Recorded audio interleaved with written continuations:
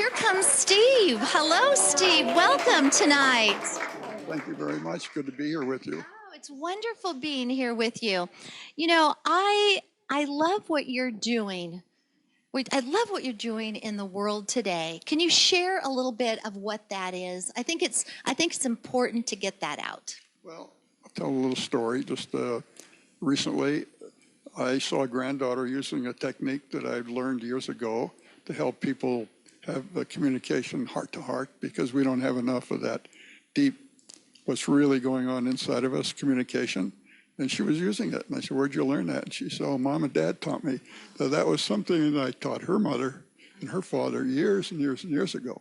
So I thought to myself, gee, if my second generation after, us are using it, how many people out there could benefit from doing something like that? So what I really want to do is start sharing some of the things I've learned over the years that are little, I call them success hacks, help be more successful in life, just little things you can do that will really improve your performance, production, utility, everything that you need to do to be more successful in life.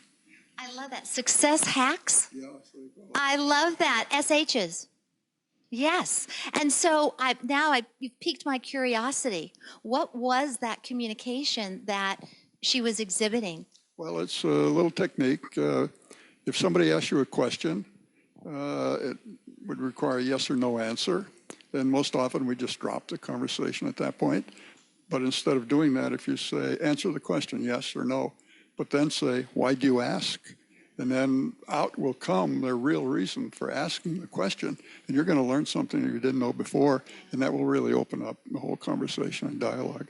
I love that. So it's about opening up conversation, not shutting it down. No, opening it up and really, and of course, heart-to-heart level at that point. Yeah. Yes. And we were talking a little bit earlier, and you're very much into the languages, to the love languages. Well, that's just a sideline, side note, yeah.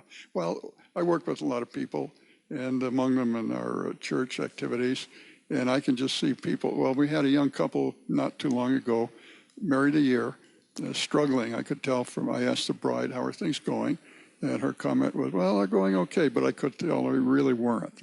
So I said, well, you ought to read this book. It's called The 5 Love Languages by Gary Smalley. And they did, and they read it together, and she realized that her love language was doing one thing, and her husband didn't recognize at all that she was trying to show her love for him that way. And he was coming from a different culture, different environment, and he was showing her love, but she didn't understand that he was showing her love, and she didn't accept it. So once they understood that, well, they're smiling again. So I love that. So are you going to be writing a book?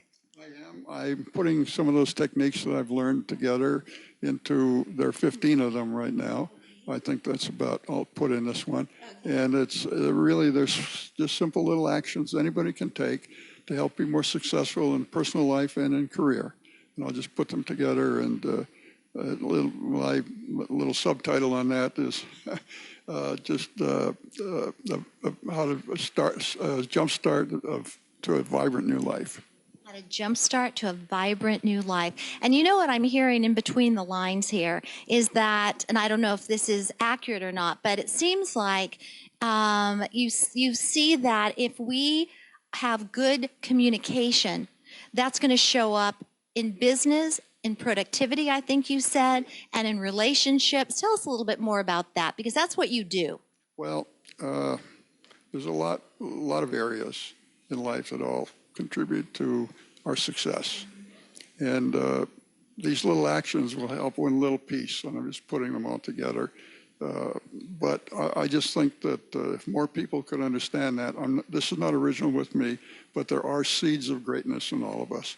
And most people, in my observation, are stuck somewhere in their life. They're just stuck, and they're not moving forward to what their calling is, their destiny. And I think if we can sort of help them get unstuck and unlock those areas, or then they can move into that path that will lead them to the destiny of why they're here to start with. So what do you think of that? I love that. I've had many careers, varied careers in like military leadership, corporate leadership, CEO of a public company, my own businesses, nonprofits, charitable and religious organizations and leading groups. I really have a gifting for leading groups, and I've done that for a long time. 84 years is my age, so I'm 84 years young. And you know, the word that keeps coming up is leadership, leadership, leadership.